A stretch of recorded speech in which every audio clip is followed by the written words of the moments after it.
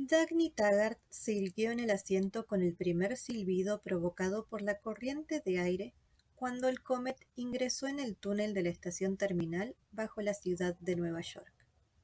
Siempre sentía lo mismo cuando el tren se metía bajo tierra, una mezcla de entusiasmo, esperanza y secreta excitación.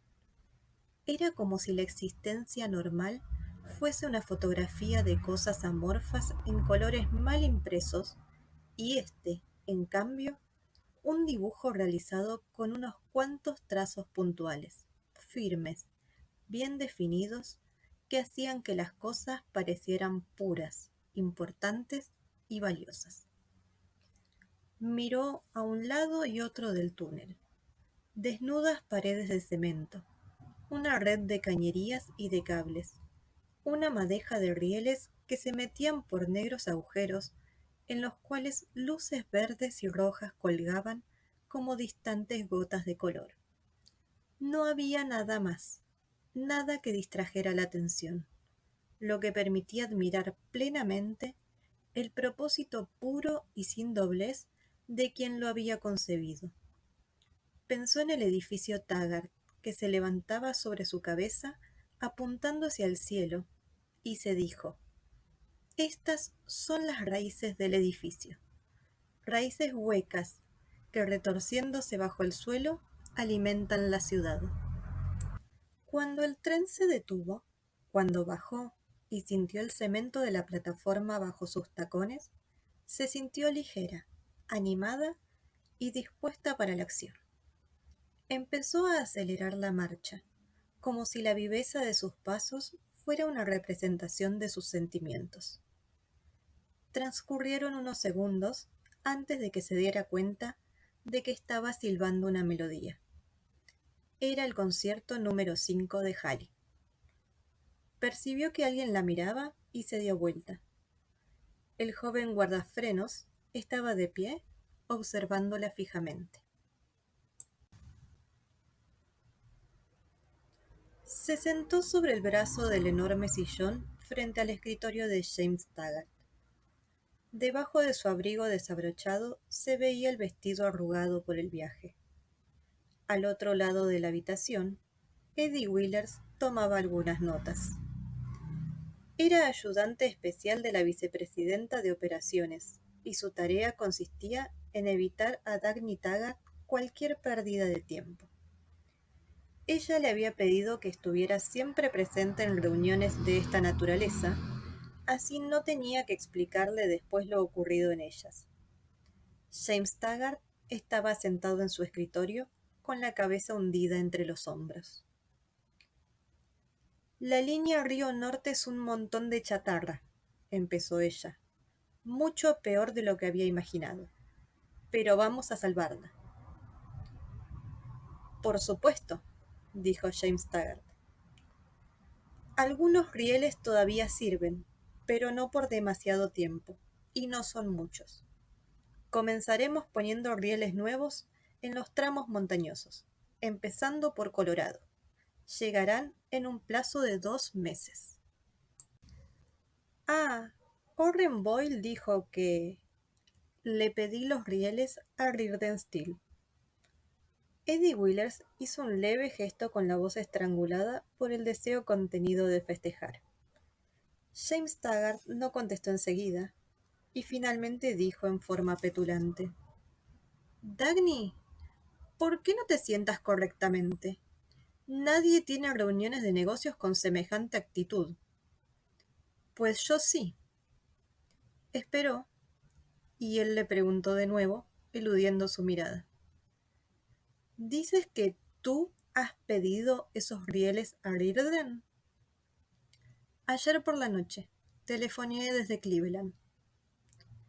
El directorio no lo ha autorizado. Yo tampoco. No me consultaste. Ella estiró el brazo, tomó el auricular de un teléfono sobre el escritorio y se lo entregó. Llama a Reardon y cancela el pedido, dijo. James Taggart se echó hacia atrás en su sillón. No he dicho tal cosa, respondió irritado. No he dicho tal cosa en absoluto. Entonces, ¿se queda así? Tampoco dije eso. Ella se volvió. Eddie, ordena que preparen el contrato con Reardon Steel. Jim lo firmará. Sacó del bolsillo una arrugada hoja de papel y se la alcanzó a Eddie. Estos son los números y las condiciones. Pero el directorio no ha... empezó Taggart. El directorio no tiene nada que ver con esto. Te autorizaron a comprar los rieles hace 13 meses. ¿Dónde los compras? Es cosa tuya. No creo adecuado tomar una decisión así, sin antes dar al directorio una oportunidad para expresar su opinión. Tampoco veo por qué he de aceptar semejante responsabilidad. La acepto yo. ¿Y qué hay de los gastos que Reardon pide menos que la Associated Steel de Orrenboil? Bien, pero ¿qué hacemos con Orrenboil? He cancelado el contrato. Tenemos derecho a cancelarlo desde hace 6 meses. ¿Cuándo has hecho eso? Ayer. No me ha llamado para que le confirmara esa medida. Ni lo hará. Taggart tenía la mirada clavada en su escritorio. Dagny se preguntó por qué él lamentaba la necesidad de negociar con Reardon y por qué ese resentimiento lo hacía adoptar un tono tan evasivo y extraño. Reardon Steel había sido la principal proveedora de Taggart Transcontinental durante 10 años, desde que encendieran el primer horno en los tiempos en que su padre era presidente de la empresa ferroviaria. Durante esos 10 años, la mayoría de sus rieles provenían de Reardon Steel. No existían en el país muchas fundiciones que entregaran el material a tiempo y en las condiciones pautadas, pero Reardon Steel sabía cumplir sus compromisos. Si estuviese loca, pensó Dagny, debería concluir que su hermano aborrecía tener tratos con Reardon porque éste realizaba su tarea con superlativa eficacia. Pero no quiso pensarlo así, porque a su modo de ver, ese sentimiento no estaba dentro de los límites de lo humanamente posible. No es justo, sentenció James Taggart. ¿Qué cosa? Que siempre hagamos nuestros pedidos a Reardon. Me parece que deberíamos darle una oportunidad también a otros. Reardon no nos necesita. Es una compañía importante. Hay que ayudar a las pequeñas empresas para que se desarrollen. De lo contrario, simplemente estaríamos fomentando un monopolio. No digas tonterías, Jim. ¿Por qué debemos comprarle todo a Reardon? Porque es la única manera de conseguir lo que necesitamos. No me gusta Henry Reardon. A mí sí, pero de todos modos, ¿qué importa que nos guste o no? Necesitamos rieles y él es el único que puede proporcionárnoslo. El elemento humano es muy importante y tú no pareces prestarle la menor atención. Estamos hablando de salvar un ferrocarril, Jim.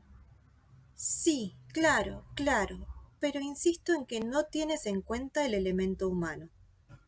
No, no lo tengo. Si pasamos a Reardon un pedido tan importante de rieles de acero, no serán de acero, sino de metal Reardon. Siempre había evitado toda reacción personal, pero se vio obligada a quebrantar dicha regla al ver la expresión del rostro de Taggart. Echó a reír. El metal Reardon era una nueva aleación, obtenida por Reardon tras 10 años de experimentos, e introducida recientemente en el mercado.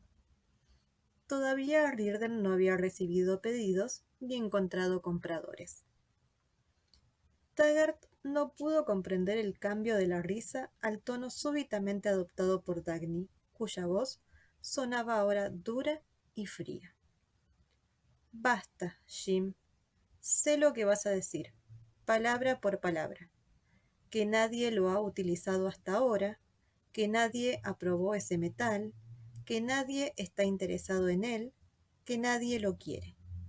Pues bien, aún así, nuestros rieles van a estar fabricados con metal Rirden.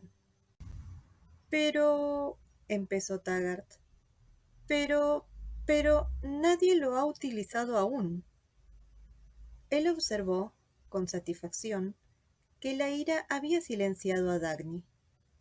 A James le gustaba observar las emociones. Eran como linternas rojas que develaban la desconocida y oscura personalidad del otro y señalaban sus puntos vulnerables. Pero que alguien se emocionara al hablar de una aleación metálica y lo que tal emoción indicaba le resultó incomprensible, cosa que le impidió hacer uso de su descubrimiento acerca de los sentimientos de Dagny. Las más altas autoridades metalúrgicas, dijo, parecen bastante escépticas acerca de ese metal Rirden. Basta, Jim. Bueno, ¿en la opinión de quién te estás basando? Yo no pido opiniones. ¿Cómo te guías? Por el juicio. ¿El juicio de quién? El mío. ¿A quién has consultado acerca de todo esto? A nadie. Entonces, ¿qué diablos sabes de ese metal Rirden? ¿Qué es lo mejor que ha salido hasta ahora al mercado? ¿Por qué? Por ser más resistente y barato que el acero y de mayor duración que cualquier otro metal existente. ¿Quién lo dijo? Jim, estudié ingeniería y cuando veo las cosas realmente las entiendo. ¿Y qué has visto de ese metal Rirden? La fórmula de Rirden y los ensayos que me mostró. Si fuera bueno, alguien lo utilizaría, cosa que no ocurre. Al ver su enfurecida reacción, continuó nervioso. ¿Cómo puedes saber qué es bueno? ¿Cómo puedes estar tan segura? ¿Cómo te atreves a decidir? Alguien debe decidir, Jim. ¿Quién? Bueno, no sé por qué tenemos que ser los primeros. De veras no lo comprendo.